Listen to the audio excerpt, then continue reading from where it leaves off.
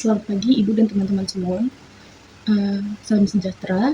Izin perkenalkan, saya Dela Rosa Salsalina dengan NIM 2403066003 dari kelas PTMC.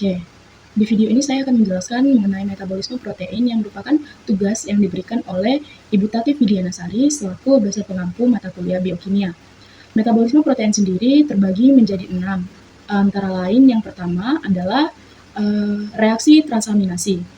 Reaksi transaminasi merupakan reaksi perpindahan gugus amino atau negatif NH2 dari satu amino ke alfa keto asam yang menghasilkan asam amino baru dan alfa keto asam baru.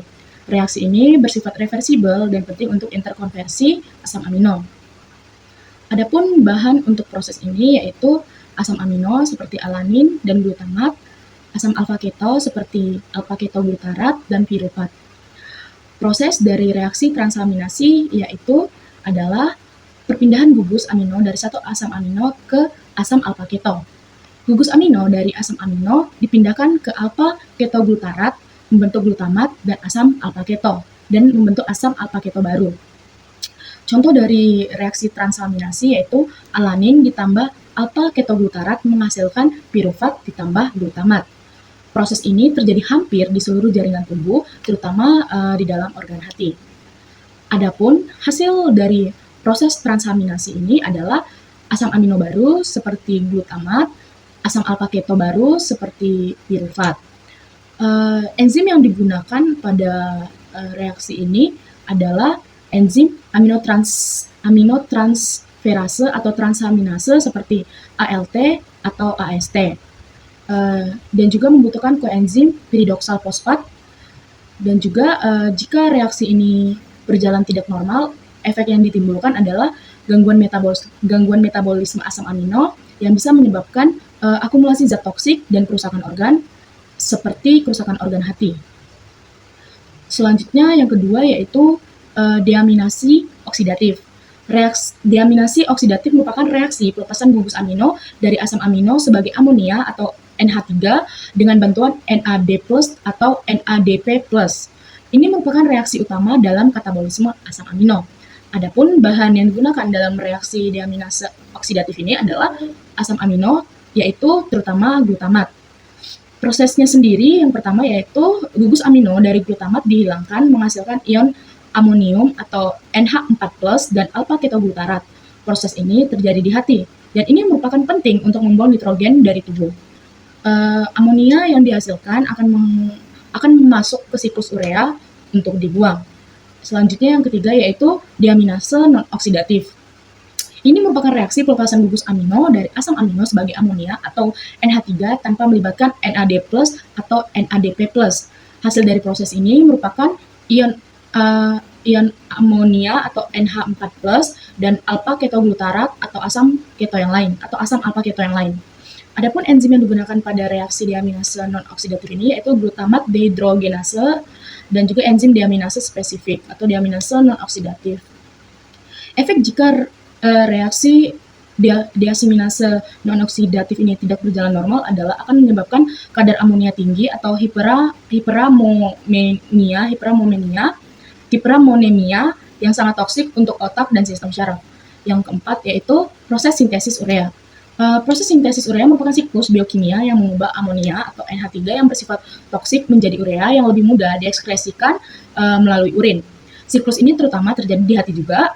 Dan adapun bahan untuk proses siklus urea ini, sintesis urea ini adalah NH4+ atau amonia, CO2 atau karbon dioksida, aspartat, ATP, ornitin, strulin atau intermediat siklus.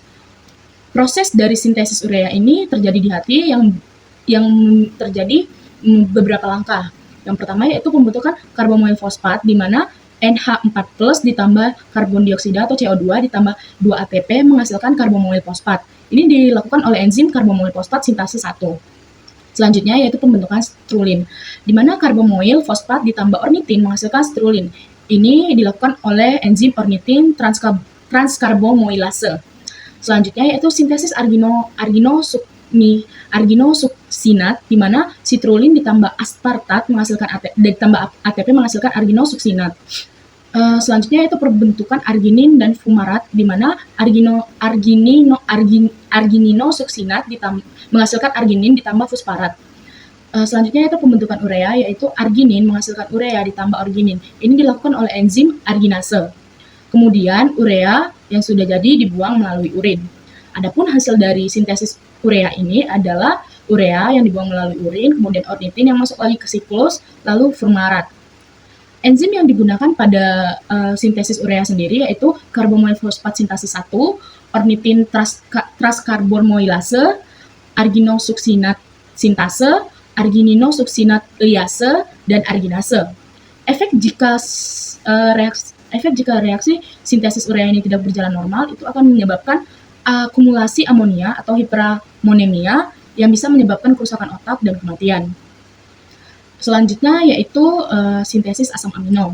Sintesis asam amino itu merupakan proses pembentukan asam amino baru dari prekursor yang lebih sederhana seperti alfa keto asam dan amonia atau NH3 ataupun gugus amino dari sumber lain. Tubuh manusia hanya dapat mensintesis bagian asam amino atau asam amino non esensial, sementara sisanya harus diperoleh dari makanan atau asam amino esensial. Bahan untuk proses sintesis asam amino sendiri yaitu prekursor metabolik seperti alfa ketoglutarat, 3-fosfogliserat, oksaloasetat, dan pirufat, serta amonia atau NH4+, dan juga glutamat sebagai donor amino. Selanjutnya yaitu proses dari sintesis asam amino sendiri. Yang pertama yaitu asam amino non-esensial disintesis dari senyawa antara metabolisme seperti glutamat dari alfa ketoglutarat dan NH4+. Kemudian, glutamat dibentuk dengan aminasi reduktif aketoglutarat oleh enzim glutamat dehidrogenase. Selanjutnya, asam amino lain seperti aspartat, serin, prolin, glisin disintesis melalui jalur khusus dengan bantuan enzim spesifik. Selanjutnya, transaminasi juga penting, di mana glutamat menyumbang gugus asam amino ke alfa keto lain untuk membentuk asam amino baru. Adapun hasil dari proses sintesis asam amino yang pertama yaitu asam amino baru seperti glutamat, aspartat, serin, prolin, glisin, dan lain-lain. Enzim yang digunakan pada proses sintesis asam amino ini adalah seperti glutamat dehidrogenase, aminotransferase, glutamin sintease, dan juga enzim biosintesis spesifik yang lain. Efek jika sintesis asam amino ini berjalan tidak normal, tubuh akan kekurangan asam amino dan juga menyebabkan gangguan pertumbuhan serta penyakit metabolik. Selanjutnya yang keenam yaitu sintesis heme.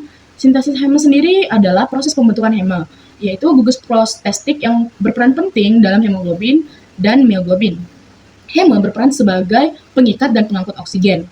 Adapun bahan untuk proses heme sendiri yaitu suinsilil, CoA, glisin, besi atau F2+, dan NADPH. Adapun proses dari sintesis heme sendiri yaitu yang pertama dimulai dari kondensasi suisilin CoA dan glisilin membentuk delta aminoleufuilinat atau ALA. ALA kemudian dikonversikan menjadi porfobilinogen lalu menjadi ulfovirinogen dan korpoprovirinogen, protoporfirin, dan akhirnya besi dimasukkan membentuk heme. Proses ini terjadi di mitokondria dan sitosol yang melibatkan beberapa enzim. Adapun hasil dari sintesis heme sendiri yaitu heme yang merupakan komponen utama hemoglobin, mioglobin, dan enzim sitokrom. Enzim yang digunakan dalam sintesis heme sendiri yaitu ALA sintease, ALA dehidratase, porfobilinogen deaminase, vetroketalase, dan enzim lain yang berada di jalur porfirin. Efek jika sintesis heme ini berjalan tidak normal itu akan menyebabkan gangguan sintesis heme yang dimana menyebabkan anemia, kemudian porfiria, dan gangguan metabolisme besi. Itu tadi adalah penjelasan singkat mengenai 6 metabolisme protein. Semoga video ini dapat bermanfaat. Kurang dan salahnya saya mohon maaf. Sekian dari saya. Selamat pagi, salam sejahtera, terima kasih, dan sampai jumpa.